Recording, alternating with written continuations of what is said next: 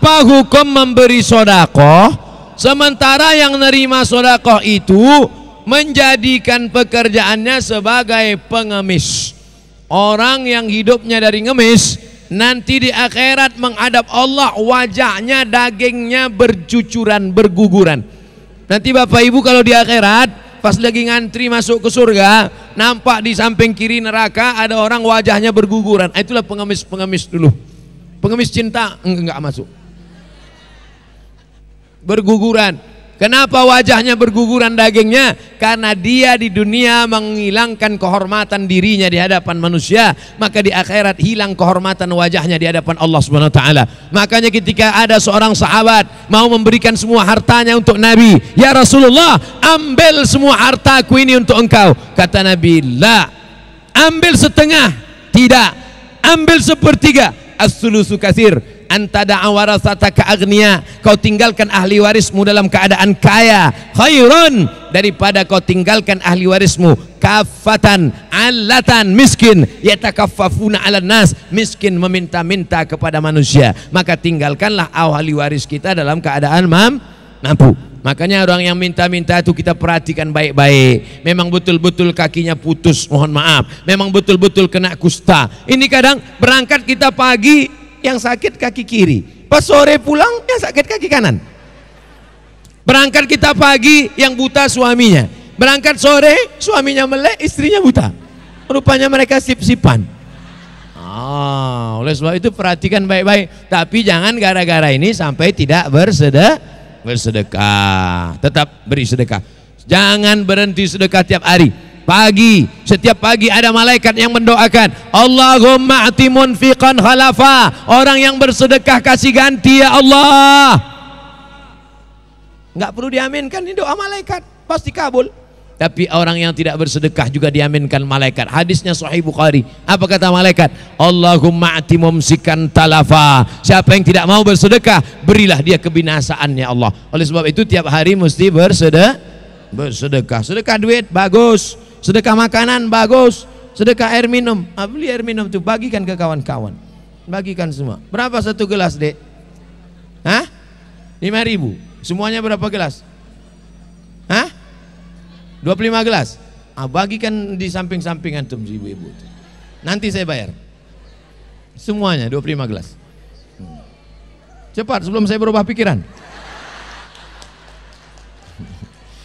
Ustadz itu ceramah aja, nggak ada dia bersedekah. Nanti wah berebut orang tuh. Kau hitung-hitung. Mudah-mudahan nggak ada lagi yang jualan.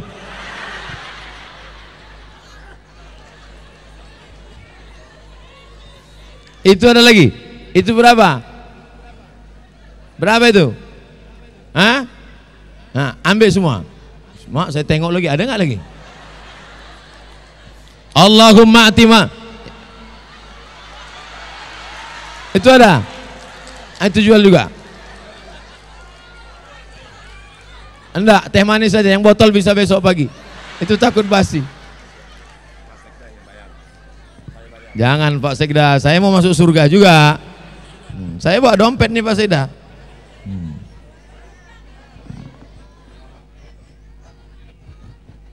Mas, naik sini. Dek, naik sini. Naik sini. Allahumma ati munfiqan khalafa. Yang bersedekah berilah ganti. Amin. Allahumma asimumtikan talafa. Orang yang tak bersedekah binasakanlah dia ya Allah. Amin kata malaikat. Hitung berapa dia. Malam ini ada orang yang usianya genap 40 tahun. Mari kita doakan supaya umurnya berkah. Namanya Pak Arman. Nama juga depan Pak Arman. Tapi tidak pakai tiup lilin 40. Ini sahabat saya, tim saya yang selalu menemani saya di mana-mana. Mudah-mudahan anaknya anak yang soleh dan solihah. Sekarang istrinya sedang hamil, mudah-mudahan dimudahkan Allah proses kehamilannya. Mudah-mudahan rezekinya berkah. Cuman ada satu berita yang kurang baik untuk ibu sekalian, beliau sudah menikah. Tapi masih satu. Nanti kita doakan bersama-sama. Mudah-mudahan Pak Arman panjang umur, sehat badan, berkah, anak soleh dan solihah. Dah, silakan duduk balik Pak Arman. Ala hadhihi niyah, untuk niat kebaikan ini. Al-Fatihah. Kasih minum samping-samping. Kasih, nanti saya bayar. Jangan kalian sangka saya tak buat duit. Nih penuh.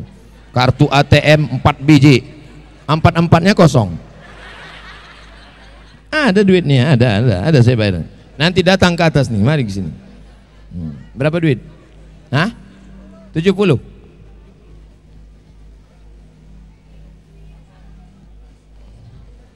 Al-Haziniyah Al-Fatihah. Yang belum nanti datang kemari. Tapi jangan udah minta ke saya, minta lagi ke Pak Sekda. Bagaimana cara kita agar anak-anak kita mengenal ajaran nabinya, selalu yakin dengan solawat-solawat yang dia baca, berawal dari ibu bapaknya. Guru kencing berlari, murid kancing maraton. Oleh sebab itu bapak ibunya mesti cinta Nabi. Anaknya dibawa maulid, anaknya masuk sekolah agama, ibunya beli buku, anak-anak tonton animasi Nusa dan Rara. Anak-anak nggak bisa dibawa ceramah. Nggak mungkin anak-anak TK umur 5 tahun disuruh Ustaz Somad ceramah. Assalamualaikum ya ayyuhalladzina amanu.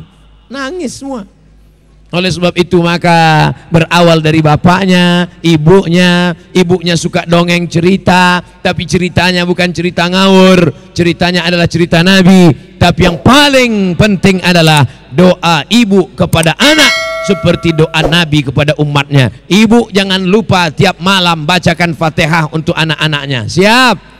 Ibu tiap malam sholat tahajud di sujud terakhir dalam hati, jadikan anakku penghafal Quran, amin.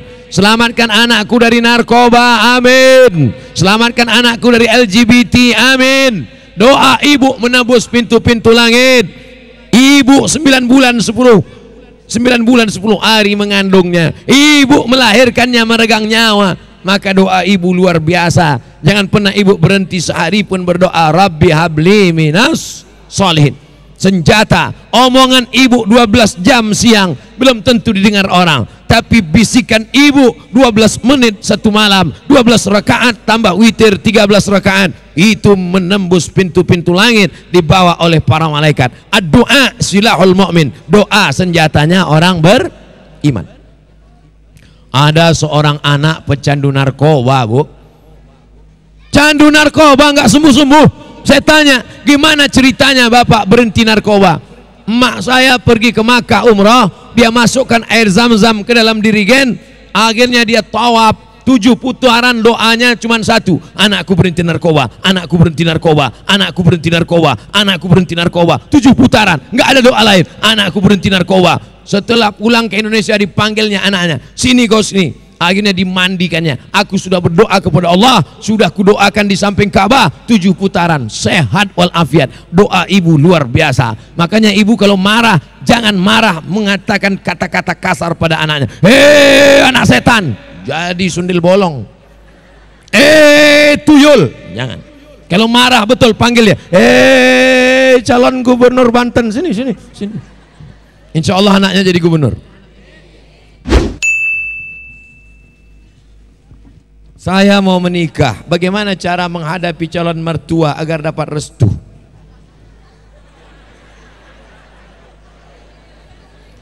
Ente kalau mau datang ke calon mertua jangan datang sendirian. Ini datang sendirian ke rumah calon mertua. Assalamualaikum. Waalaikumsalam. Hai guys. Kita kan ada ulama. Kira-kira yang dia segani siapa? Di mana rumahnya? Di sekitar pesantren Qur'aniyah. Siapa yang dia segani? Kiai. Bawalah Kiai Dr. Sobron Zayan. Kiai, minta tolong temani saya ke rumah dia. Salam. Assalamualaikum. Waalaikumsalam Kiai, apa kabar? Sehat. Ini siapa? Ini ada anak muda kita mau. Enggak apa-apa, silakan. Jangan bawa saya. Kalau saya kalian bawa nanti saya yang diterima.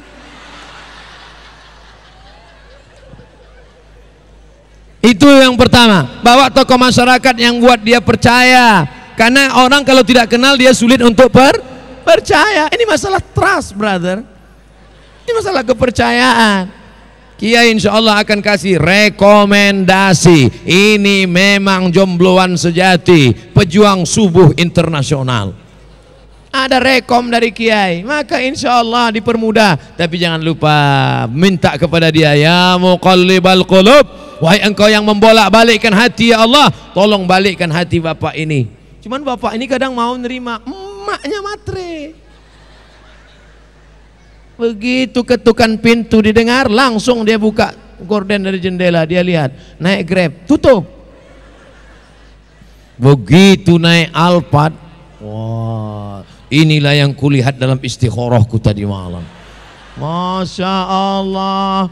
Padahal kata suaminya, bo, ojo ke susu, jangan buru-buru. Enggak, ini. Kita tanya dulu asal usulnya sama Pak Kiai. Jangan. Nanti dikasih Pak Kiai sama santrinya. Akhirnya dinikahkan juga. Seminggu nikah, anak pulang berurai air mata, mata bengkak sebesar telur angsa. Kok kenapa nak? Kenapa ma? Kenapa rental? Rupanya mobil mewah rental. Oleh sebab itu maka jagalah anak-anak kita dari penipu dan pembohong. Ini yang saya ceritakan, ini fakta. Yang saya ceritakan ini data. Bapak-bapak sehat, tegap, ganteng, kaya, pejabat nangis di depan saya. Ustadz Somad, anak gadis saya dokter Pak Ustadz, cantik kata dia. Saya udah mulai pucat. Apa maksudnya ini? Terus Pak, saya tanya, terus Pak, anak saya sekarang malu keluar kamar Pak Ustadz. Kenapa? Dia baru saja nikah. Terus suaminya lari. Baru nikah, dokter, kaya, cantik, nggak berani keluar kamar karena suami lari. Kenapa lari? Rupanya belum gunting pita, nggak sunat.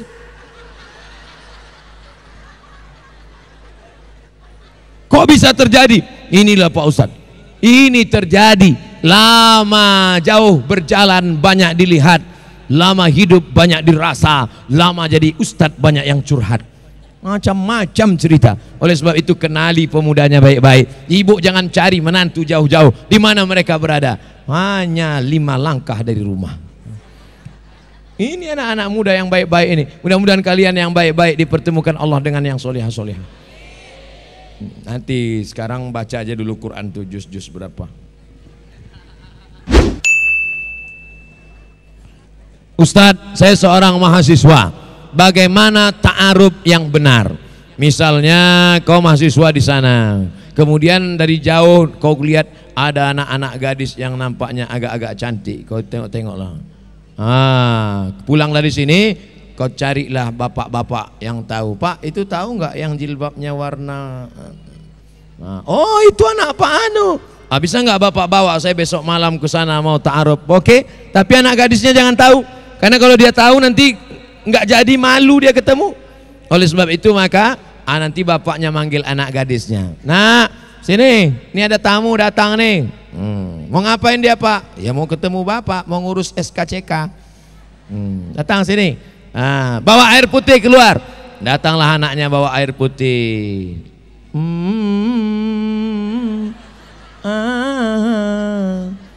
Tengok, pas dilihatnya, nggak jadilah Pak.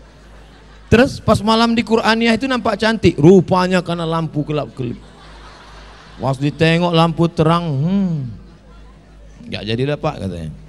Jadi perempuan itu nggak malu, karena kalau dia tahu nggak jadi kan malu. Kalau sudah nampak sesuai, jangan kau cari karena bentuk rupa wajahnya, karena wajah akan berubah. Jangan kau pinang dia karena kaya, boleh jadi hari ini bapaknya kaya, besok ditangkap KPK. Jangan kau cari karena bangsawan, boleh jadi hari ini bangsawan, bangsa hidup di awan, besok awannya jatuh, dia pun ikut jatuh. Tapi carilah dia karena jilbabnya panjang, karena tatapan wajahnya bekas air wudhu, karena tahajud malamnya hafal Quran. Itulah yang tidak akan lekang karena panas dan tak akan lapuk karena hujan. Ustaz Somad, tolong carikan saya yang ada 4-4-nya, kaya, cantik, taat beragama, bangsawan. Kalau ada 4-4-nya ngapain ngasih ke ente? Nah, Setelah sesuai ta'aruf, maka berlanjut ke selanjutnya khidbah tunangan. Tunangan jangan lama-lama, nanti hatinya berpindah. Setelah itu mungkin sebulan, mungkin 2 bulan, jangan lebih. Setelah itu barulah menikah. Kami pun datang undangan. Pernikahan ini akan disaksikan oleh 2 orang saksi. Saksi pertama Bapak Gubernur Banten, saksi kedua Al-Ustadz Abdul Somad, sekaligus nasihat pernikahan. Masya Allah, so sweet. Gak usah lama-lama, ini pacaran sampai 3 tahun habis, pergi sana pergi sini, bonceng sana bonceng sini, masuk angin gembung. Yang rugi laki-laki apa perempuan? Perempuan. Pacaran itu yang rugi hanya perempuan. Pacaran itu yang rugi hanya Kalian enak aja laki-laki, playboy cap tupai, lompat sana lompat sini, lompat sana lompat sini. Playboy cap gayung, cedok sana cedok sini cedok. Mereka yang jadi korban. Akhirnya setelah jadi korban menikah juga lah dia sama orang. Tertulis di botol, do not accept if seal is broken. Jangan terima botol kalau segelnya rusak. Paham? Jaga anak-anak kita, siap. Tapi kalau di pesantren Qur'aniyah ini terjaga, pagarnya rapat, di sini ngapal Quran, di luar sana tak ada jaminan. Jalan-jalan ke mall, dari rumah pakai jilbab, sampai jalan tasnya dibuka, dikasih minum, di bawah minumannya disuntik, dimasukkan penenang, dimasukkan obat perangsang, terjadilah apa yang terjadi. Nasi sudah jadi tai ayam. Anak gadis sudah rusak, cerita bubur ayam juga lagi. Ini kenapa koper ini tak dibawa? Nanti silap-silap saya bawa pulang. Mohon maaf Kiai, bukan Kiai yang... Jangan pacaran-pacaran ya. Jangan pacaran-pacaran. Kalian anak-anak perempuanku, kalian adik-adikku, kalian keponakanku, pandanglah perempuan ini sebagai anak kita. Pandang perempuan ini sebagai adik kita. Apa rasanya kalau anak kita dikhianati orang, disakiti orang? Betul? Saya hobi main catur. Kata Pak Ustadz Somad, catur itu haram. Cari videonya di YouTube, Somad catur. Dengar baik-baik, jangan putar balikkan fakta. Yang punya duit, yang punya 4 giga, dengar baik-baik, ulang balik. Di situ saya jelaskan, video itu tahun 2017. Tahun berapa? Sekarang 2000 berapa? Apa kata saya di situ? Saya masih ingat cakap saya. Kalau catur itu melalaikan sholat, kalau caturnya ada judi, kalau caturnya mubazir membuang waktu, maka menurut mazhab Hanafi hukumnya haram. Tadi saya update lagi di Instagram. Menurut mazhab Hanafi, menurut mazhab Imam Malik, Imam Ahmad bin Ambal, kalau meninggalkan sholat, kalau mubazir waktu, hukumnya haram. Mazhab Syafi'i tidak sampai haram, hanya makruh saja.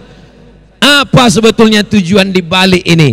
Video yang tahun 2017 dibolak-balik lagi, diputar balik fakta. Tapi saya husnuzon, itu hanya untuk nambah viral saya aja sebetulnya. Husnuzon kepada Allah SWT. Mudah-mudahan mereka nonton lagi, dibuka lagi, dipikirkan lagi, sehingga insya Allah maka cerdaslah umat ini. Kira-kira dari jawaban ini jelas? Bisa bantu menjelaskannya pada yang gagal paham? Orang yang gagal paham kita kasih paham, betul? Yang sulit itu adalah orang yang cari makannya dari gagal paham, betul? Jelas? Yang nggak jelas itu 2 aja, nggak punya paket 4 giga sama otaknya sungsang. Saya berada di organisasi yang terdapat agama lain, maksudnya non muslim di dalamnya. Ketika ada acara, bolehkah menyebut salam dari agama seperti entah apa kalimatnya, saya tak hafal, takut salah sebut. Kita pakai salam kita, assalamualaikum, dan salam bangsa Indonesia. Kalau pagi selamat pagi, kalau siang selamat siang, kalau malam selamat malam. Karena kita khawatir dalam salamnya itu ada ritual dan doa. Tapi kalau yang bahasa Indonesia umum, dari dulu, dari saya kecil, selamat pagi, selamat siang, selamat malam. Pakai salam kita untuk yang seagama. Assalamualaikum warahmatullahi wabarakatuh. Selamat pagi, selamat siang, selamat malam. Selamat datang, selamat pulang.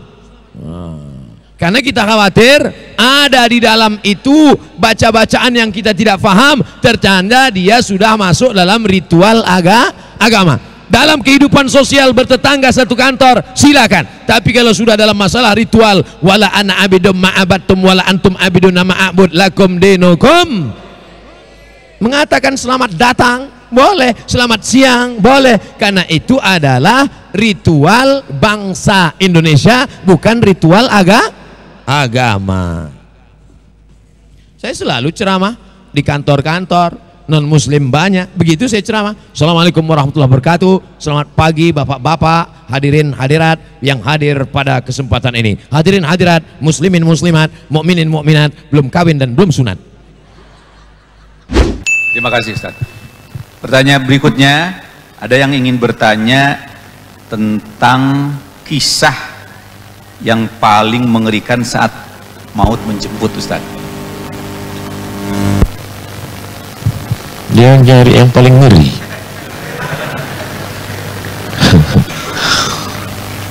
Mati paling mengerikan dalam buku ini kisah 35. Itu adalah Hajjaj ibni Yusuf Al-Thaqafi. Hobinya paling nikmat dalam hidup dia membunuh. Sampai saat akhir hayatnya dia kena penyakit, maaf, diikat itu daging dengan benang, diikat daging dengan benang, dimasukkan ke dalam lambung, habis itu tarik lagi, daging itu dipenuhi ulat, jadi lambung dia ini dimakan ulat ganas. Dia hidup sezaman dengan tabi'in Al-Hasan Al-Basri. Kata dia kepada Imam Al-Hasan Al-Basri, wahai Imam Al-Hasan Al-Basri, jangan doakan supaya aku sembuh, doakan aja supaya aku cepat mati, sudah tak tahan lagi. Azab apa yang paling mengerikan? Kalau ada orang tabrakan, jatuh, patah, mati, mengerikan. Tapi orangnya sudah meninggal. Ini badan hidup, tapi ulat cacing di dalam menggerogoti, sampai daging yang ada pun bisa terikut habis, daging itu dimakan dalam. Perlahan lambung itu dimakan oleh cacing-cacing ganas yang luar biasa. Sampai akhirnya dia berdoa. Apa kata doa dia? Tulis di ujung. Ya Allah, ampunkan dosa aku, walaupun orang berkata kau tak mungkin melakukan itu. Halaman 134. Allahumma ghfirli, ya Allah ampunkan aku, fa innan nasa yaz'umuna annaka la taf'al. Ya Allah ampunkan aku, meskipun semua orang berkata bahwa kau tak mungkin melakukan itu, saking banyak dosanya kepada Allah Subhanahu wa taala. Adapun kematian-pengatian orang-orang yang sombong-sombong luar biasa itu Fir'aun, yang menyelamatkan Isa saat dihanyutkan oleh ibunya atas izin Allah air, tapi yang menenggelamkan Fir'aun juga air. Makhluk yang sama diciptakan Allah menyelamatkan bayi yang tak berdaya, tapi makhluk yang sama diciptakan Allah membunuh makhluk yang paling berkuasa. Bayi yang tak bisa bergerak dimasukkan ke air, selamat. Orang paling berkuasa masuk ke air, mati.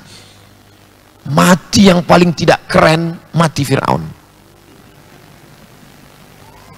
Si Anu kemarin matinya gimana? Sakau, keren kan?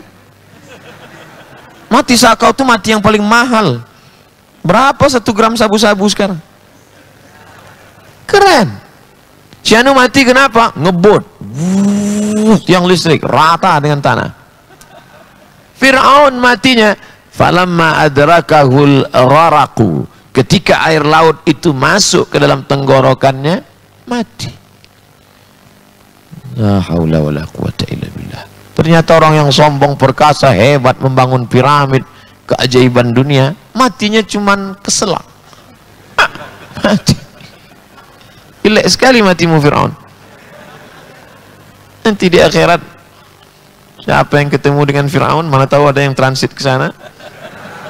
Na'udzubillah, na'udzubillah. Allahumma ajirna minan nar, Allahumma ajirna minan nar, Allahumma ajirna minan nar, Allahumma ajirna minan nar, Allahumma ajirna minan nar, Allahumma ajirna minan nar. Allahumma ajirna minan nar. Allahumma ajirna minan nar artinya jangan sampai kami transit. Apalagi transitnya delay.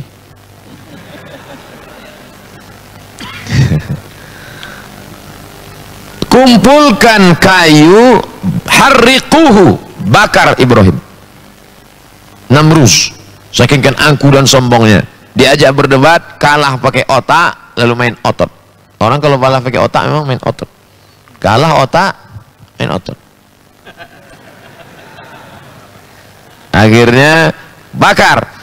Tapi apa kata Allah? Ya narukuni, wahai api, bardau wasalaman, sejuklah engkau, wasalaman dan selamat ala Ibrahim. Keluar dari api kedinginan. Ini yang banyak dibaca oleh jamaah haji dan umrah ketika di Makkah. Ya narukuni bardan wasalaman ala Ibrahim. Ya narukuni. Alhamdulillah Ustaz, berkat doa yang Ustaz ajarkan kemarin ketika bedah buku, selama haji dan umrah nggak terasa tuh panas. Hajinya, umrahnya bulan berapa? Bulan Januari. Ya musim dingin. Ternyata orang yang membakar Nabi Ibrahim itu matinya hanya nyamuk. Datang nyamuk. Wow.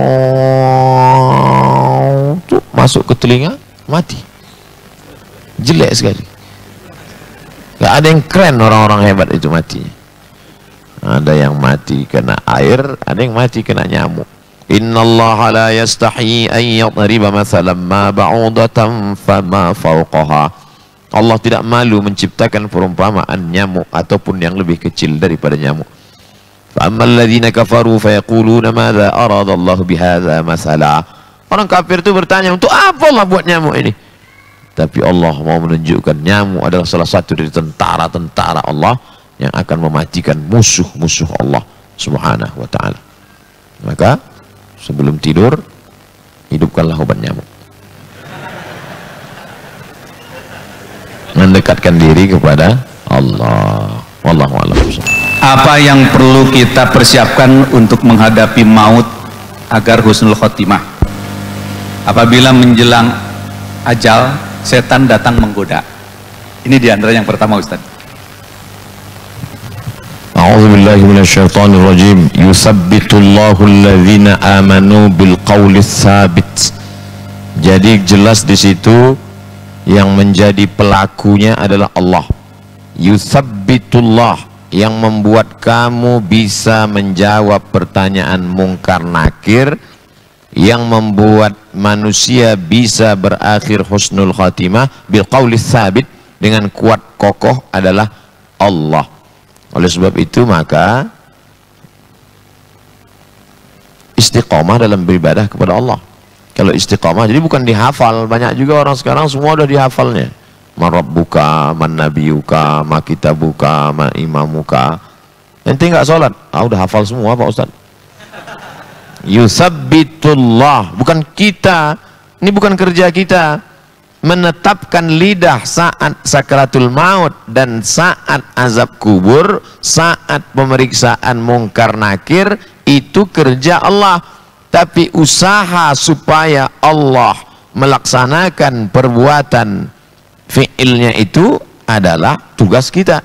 Kita hanya disuruh qul amantu billah, katakan aku beriman kepada Allah, tsumastaqim, istiqamahlah. Makanya dikatakan para ulama, al-istiqamah, satu kali istiqamah khairum min alfi karamah, lebih baik daripada 1000 keramat. Bisa terbang di atas awan, bisa jalan di atas air, lebih baik lagi satu karamah, satu istiqamah daripada 1000 karamah. Nah, istiqamah ini yang sulit, yang susah.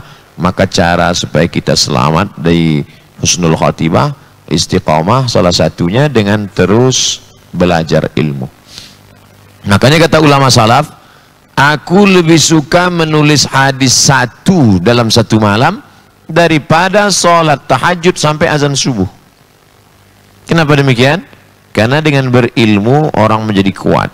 Tapi ilmu yang tidak diamalkan juga hanya sebagai sampah saja.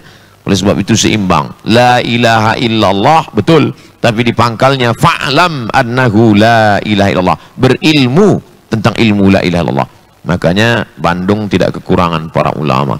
pondok-pondok pesantren. Tadi malam bersama Agim di Darut Tauhid, Masya Allah, seluruh santri-santri SSG dari seluruh Indonesia hadir Sabtu Ahad. Ada satu anak muda, kamu datang kemari naik apa?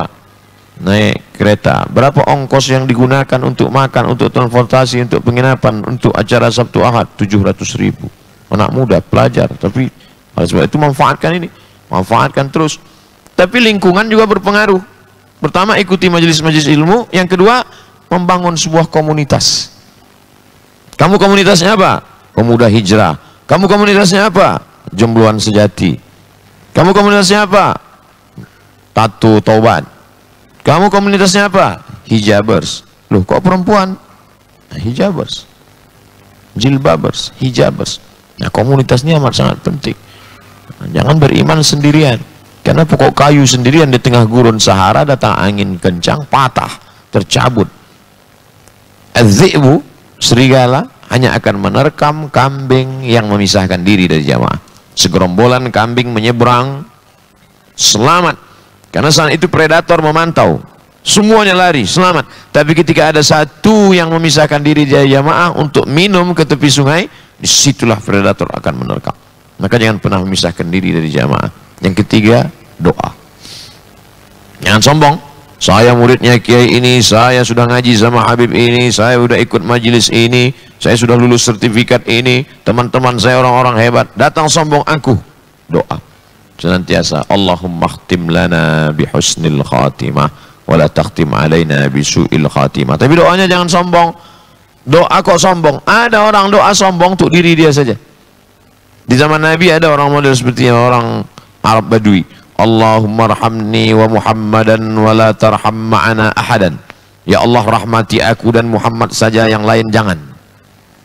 Doa kok gitu. Maka jangan lupa 3.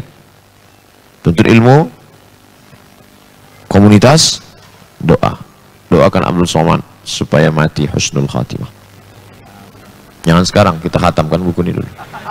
Bagaimana pandangan Ustadz tentang mati husnul khotimah dan su'ul khotimah? Terima kasih. Cerita tentang su'ul khotimah hanya mengingatkan orang yang banyak dosa jangan putus asa, karena perjalanan belum berakhir, garis finish belum sampai. Hai para pelaku dosa, berzina, perampok, koruptor, makan haram, jangan bunuh diri, karena ampunan Allah masih terbuka. Finish belum sampai, boleh jadi di ujung-ujungnya kamu dapat husnul khatimah. Cerita husnul khatimah, su'ul khatimah juga mengingatkan orang-orang yang selama ini sholatnya rajin, puasanya banyak, ke Makkah haji dan umrah, membantu anak yatim, jangan angkuh, jangan sombong, karena perjalanan juga belum berakhir. Na'udzubillah, karena angkuh, sombong, lupa, lalai, dan mati su'ul khatimah. Cerita tentang su'ul dan husnul khatimah juga mengingatkan kita bagaimana supaya kita saling mendoakan saudara kita, karena orang beriman tidak egois. Orang beriman itu ngajak-ngajak. Orang masuk neraka aja ngajak. Masa kita mau masuk surga sendirian?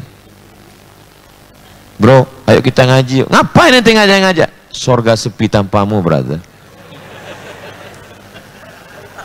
Oleh sebab itu maka kita ini diceritakan bagaimana orang mati sampai sakaratul mautnya, atap di rumahnya dibuka, bagaimana dipukul pakai daun kelor nggak mati-mati, akhirnya pakai batang kelor baru mati.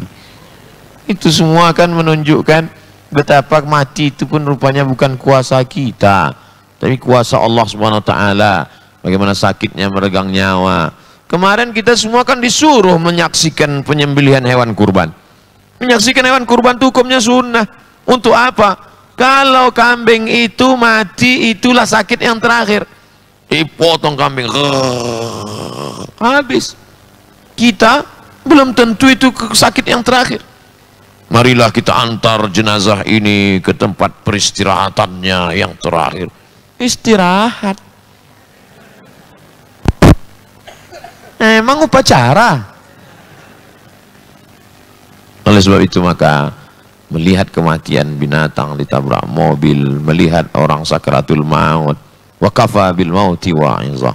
Maka kita selalu khawatir, selalu cemas, selalu takut. Ketakutan, kecemasan kita itu pada tempatnya. Sekarang orang banyak cemas tidak pada tempatnya. Saya terlampau cemas nih Pak Ustaz, takut ini Pak Ustaz. Takut apa? Nanti pensiun makan apa? Ilaha illallah. Orang korupsi karena takut tidak makan. Orang korupsi karena takut anaknya tidak punya rumah, karena tidak, akhirnya hantam kromo, haram. Yang perlu kita khawatirkan, selamatkah aku dari azab kubur? Selamatkah aku dari pertanyaan mungkar nakir? Selamatkah saya dari su'ul khatimah? Selamatkah? Buatlah ketakutan, kecemasan yang meningkatkan ibadah, mendekatkan diri pada Allah. Hadirilah taklim, pengajian, bedah buku, lokakarya, seminar, yang kira-kira setelah itu kita mentakut dan mendekatkan diri kepada Allah. Adapun hanya heboh dengan sesuatu yang melalaikan, maka hanya akan membuat kita semakin jauh, dan pada akhirnya orang yang percaya atau tidak percaya tetap juga akan mati. Suka atau tidak suka tetap juga akan berakhir mati. Siap atau tidak siap berakhir mati. Tidak bisa orang mengatakan saya belum siap ini. Malaikat nggak nunggu kita. Emang malaikat nanya, udah siap belum? Wallahu a'lam. Apa yang menyebabkan ada beberapa jasad orang meninggal masih utuh walau sudah lama meninggal, dan ada juga yang sudah sangat rusak walau baru beberapa jam dikuburkan? Kata sebagian pakar bumi dan kata dokter, pada beberapa jenazah yang ditemukan utuh katanya terjadi pengapuran, berubah kulit itu, daging itu menjadi kapur. Cacing tidak mau makan kapur. Yang mau makan kapur itu Dinas Pendidikan Nasional. Cacing tak mau makan kapur karena itu bukan makanan dia. Itu alasan logisnya dari beberapa dokter yang saya baca, ditemukan beberapa jenazah yang tidak hancur dimakan cacing tanah. Tapi dalam hadis Nabi, inna salatakum ma'rudatun alayya, salawat kalian akan dibawa ke makamku. Hadis sahih. Salawat kita dari Masjid Salman itu dibawa ke makam Nabi di Madinah. Lalu sahabat, jangan sangka sahabat itu kalau dengar pengajian diam, pasif. Enggak, sahabat itu ada nanya. Lalu sahabat nanya, kaifa salatuna ma'rudatun 'alaika wa qad arimta? Bagaimana mungkin selawat kami dibawa ke makammu? Kamu kan sudah mati dimakan cacing tanah. Dijawab Nabi, innallaha harramal arda ajsadal anbiya. Allah mengharamkan tanah memakan jasad para nabi. Jadi dua-dua ada dalilnya, baik secara hadis Nabi maupun logika akal. Innallaha harramal arda, Allah mengharamkan tanah memakan jasad para nabi. Di kampung saya kiai Pak Ustadz, dia bukan nabi. Kenapa waktu terjadi pemindahan makam, ini ada kampung mau dijadikan sebagai PLTA, pembangkit listrik tenaga air. Beberapa kampung kecamatan jadi danau. Lalu kemudian Bapak Kades pengumuman makam kakeknya, mbahnya supaya dipindahkan, supaya jangan sampai nanti mau Ramadan ziarahnya ke danau. Pindahkan. Ini ketika digali ternyata makam tidak hancur. Tadi dalam hadis itu kan Nabi, ini al ulama warasatul anbiya, ulama pewaris para nabi. Dia tidak LCMA, dia tidak doktor, dia tidak ustadz terkenal, dia hanya ustadz kampung yang mengajar, tapi perbuatan dia perbuatan nabi. Wa man ahsanu qawlan mimman da'a ilallah. Adakah perbuatan yang lebih baik daripada mengajak orang ke jalan Allah? Tugas Nabi dilanjutkan oleh al-ulama warasatul anbiya. Itulah mengapa beberapa jasad para orang-orang soleh tidak dimakan cacing tanah. Tapi ada juga dukun santet yang jasadnya utuh. Bagaimana cara membedakan bahwa ini diridhai Allah, ini tidak? Bedanya, orang yang sesat, penyembah setan, dukun yang mati jasadnya utuh, itu biasanya bertambah, kukunya bertambah, rambutnya bertambah. Maka ketika digali, badannya mengecil, bertambah. Nah, ini salah satu indikasi. Adapun beberapa makam orang-orang soleh utuh. Bahkan ketika pada masa Umar Ibnul Khattab itu terjadi hujan lebat sehingga air mengalir di pemakaman Uhud. Air mengalir di pemakaman Uhud, kita tahu bahwa tanah Uhud itu pasir. Lalu kemudian karena air mengalir deras, keluar kaki Hamzah bin Abdul Muttalib dalam keadaan masih meneteskan darah basah. Lalu kemudian Umar bin Khattab memerintahkan sahabat supaya menimbun lagi kembali, dikhawatirkan menimbulkan fitnah. Sebenarnya itu skenario Allah mau menunjukkan bukti ayat wala taqulu liman yuqtalu fi sabilillahi amwat. Jangan kau katakan mereka mati. Dua, bal ahya, mereka hidup, walakin la tash'urun, kamu tak dapat merasakan kehidupan mereka. Ayat yang kedua, bal ahya, mereka hidup, inda rabbihim yurzaqun, mereka mendapatkan rezeki yang tak putus dari Allah Subhanahu wa taala. Wallahu a'lam. Saya pernah puasa meskipun masih minum saat azan subuh. Namun saat itu waktu di jam handphone saya subuh masih kurang 1 menit. Azannya kecepatan 1 menit.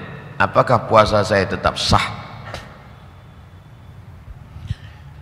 Jam 4:08 sudah ditetapkan oleh Badan Hisab dan Ru'yah. Di Kementerian Agama ada satu namanya BHR, Badan Hisab dan Ru'yah, yang menetapkan 1 Ramadan, 1 Syawal, dan yang menetapkan waktu sholat.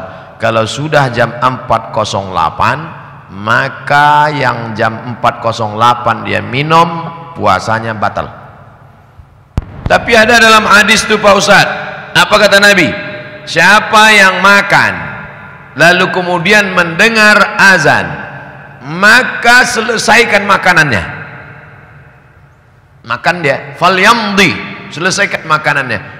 Itu dibaca syarah penjelasannya. Zaman Nabi mereka azannya sebelum masuk waktu. Jadi kalau masuk waktunya jam 4:08, dia azan jam 4:06. Maka ketika dia azan, Allahu Akbar, Allahu Akbar, belum masuk waktu. Dan ketika nanti di ujung-ujung as-salatu khairum minan naum, baru masuk 4:08. Maka saat Allahu Akbar di awal itu belum masuk waktu. Begitu kata penjelasan ulama. Tapi rata-rata muazin kita azan itu tepat masuk waktu. Ini kasusnya beda. Kata beliau, waktu itu di handphone saya belum masuk, sedangkan yang masjid sudah azan. Kalau begitu gimana caranya? Kita seragamkanlah handphone kita dan jam kita mengikut jam itu sekarang. Termasuk jam saya sendiri. Ternyata sekarang jam 5:59. Jam saya sudah jam 6:01. Wow. Waktu sholat berbeda tapi jam insya Allah sama. Nah, berarti jam 6. Saya tidak mau hanya berceramah saja. Jam saya pun juga. Jam Bapak berarti sudah betul semua. Jam 5:59. Supaya jangan sampai nanti saya makan waktu azan.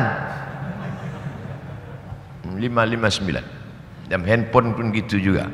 Yang lebih parah lagi, dia sebetulnya pura-pura aja.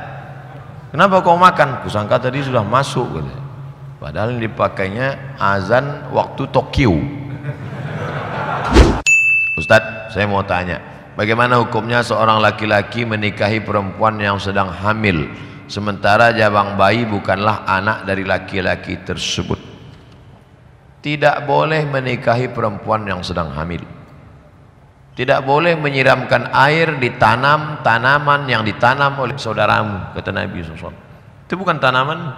Nabi tidak menggunakan kata-kata yang porno, karena adab akhlak Nabi tinggi. Kata Nabi, jangan menyiramkan air di tanam yang ditanam oleh saudaramu. Tapi itu makna kiasan. Itu tanaman dia. Bapak jangan nikahkan anak bapak yang hamil dengan laki-laki, karena untuk menutup malu, aib. dibuatkan pestanya, ditipu orang banyak. Nanti lahir anak pasti melanggar 4. Yang pertama bin, pasti dipakai oleh bin nama dia, padahal bukan anak dia, bohong. Dari mulai ijazah TK, SD, SMP, SMA, S1, S2, S3 sampai batu nisannya bohong. Bin. 2, mati si bapak, tidak dapat warisan. Mati si anak, tak dapat warisan karena tak ada hubungan nasab. 3, lahir anak pertama laki-laki, setelah itu lahir adiknya perempuan. Anak pertama yang laki-laki ini tidak bisa jadi wali bagi adik-adiknya karena mereka tidak ada hubungan nasab. Tapi kan tidak mungkin menceritakan ini ke adik-adiknya, aib. Maka sebenarnya ini hanya menimbulkan masalah-masalah baru. 4, lahir anak kebetulan perempuan, anak itu lahir anak perempuan, ini tidak bisa jadi wali nikahnya, walinya mesti wali hakim. Sedangkan dia sendiri pun yang menghamili, bukan laki-laki lain, dia yang menghamili perempuan itu. Hamil perempuan itu 3 bulan, dinikahinya, tidak boleh dia mewalikan anak itu nanti. Hai laki-laki yang pernah menghamili perempuan, lalu kemudian istrimu itu hamil, kau nikahi dia 3 bulan, 4 bulan, 5 bulan, atau 9 bulan 9 hari, akad hati lahir besok, maka lahir dia itu bukan anakmu.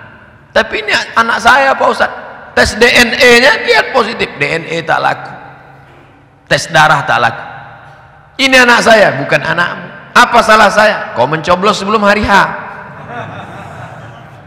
haram hukum. Setelah 40 hari melahirkan, mengulang ijab kepada seorang penghulu dan kuah, seorang ustadz sebagai wali perempuan. Jadi waktu akad hanya 4 orang, pria, wanita, penghulu, wali. Mempermain-mainkan hukum Allah Subhanahu wa taala.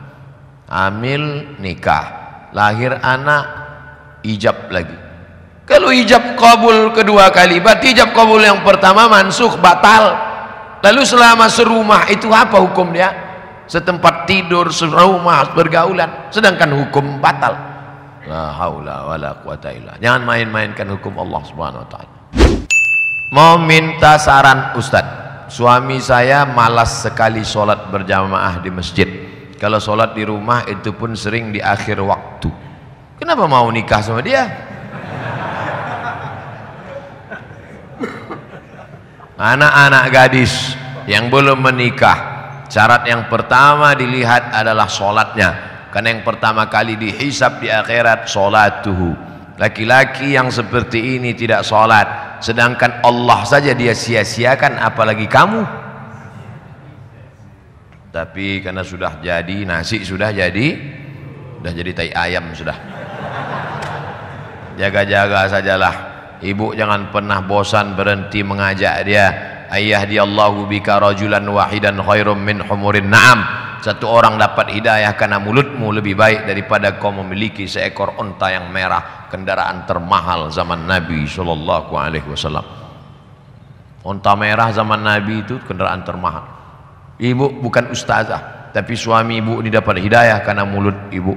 Masya Allah. Mas, salat ya mas. Ngapa kau ajak-ajak? Itu tetangga kita kemarin mati loh mas. Bagaimana pandangan hukum Islam tentang suntik stem cell dengan menggunakan plasenta bayi? Mohon berikan beberapa hadisnya Pak Ustadz. Organ tubuh manusia haram, dan kita tidak boleh berobat dengan sesuatu yang haram. Plasenta bayi, pokoknya anggota tubuh manusia ini kalau diolah sekali lagi maka dia menjadi haram. Badan tubuh anggota fisik manusia ini maka dia harus dikubur, termasuk rambut. Rambut saudara kita yang tukang-tukang pangkas, rambut yang dijual, nanti rambut dijual dijadikan sofa. Hanya sekarang begitu sobek anak-anak main pisau, keluar rambut mak lampir. Rambut tak boleh, haram hukumnya menyambung rambut.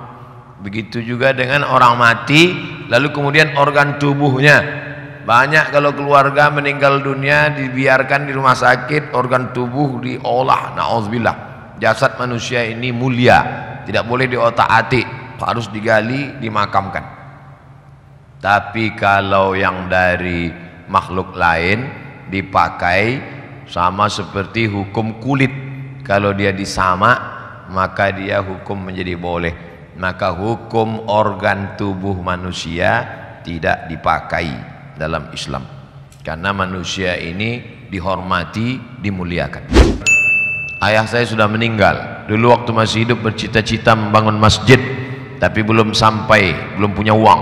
Sekarang anaknya sudah berkecukupan. Bolehkah kami anak-anaknya membangunkan masjid atas nama ayah kami tersebut? Boleh. Mana dalilnya? Datang saat menjumpai Nabi.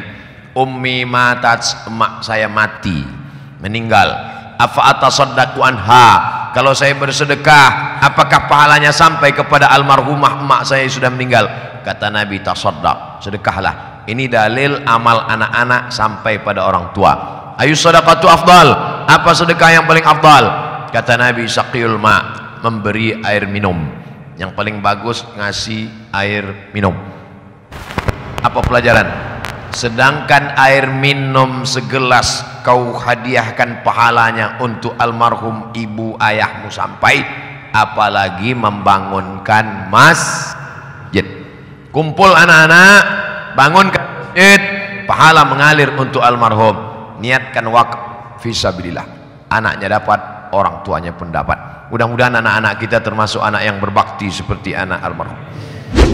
Bagaimana pandangan Islam tentang perdagangan mata uang asing falas yang mengharapkan keuntungan?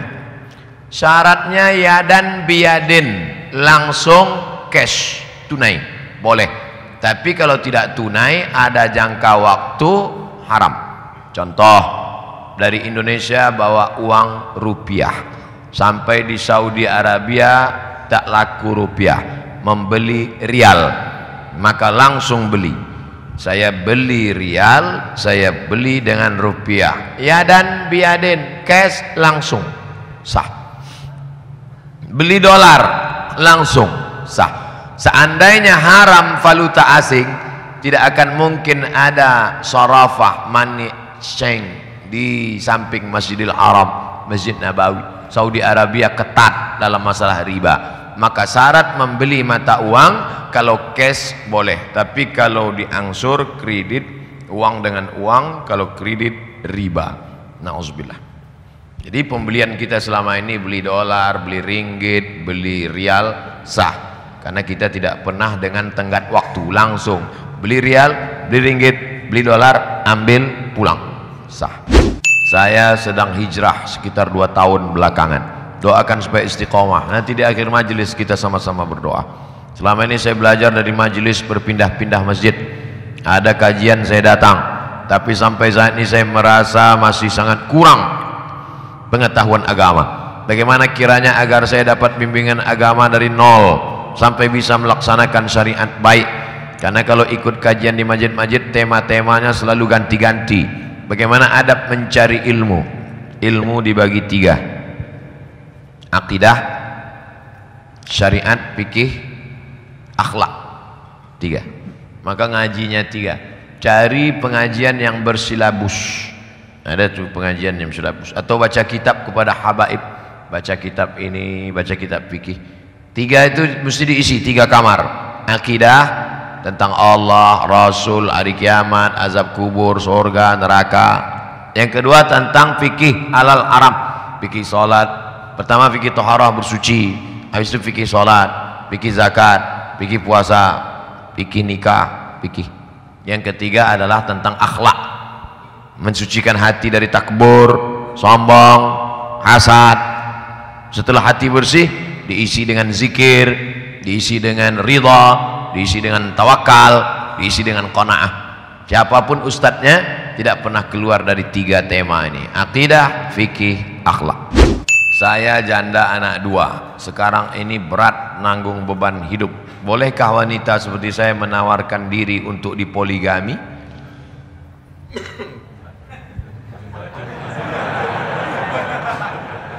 Umat batuk saya.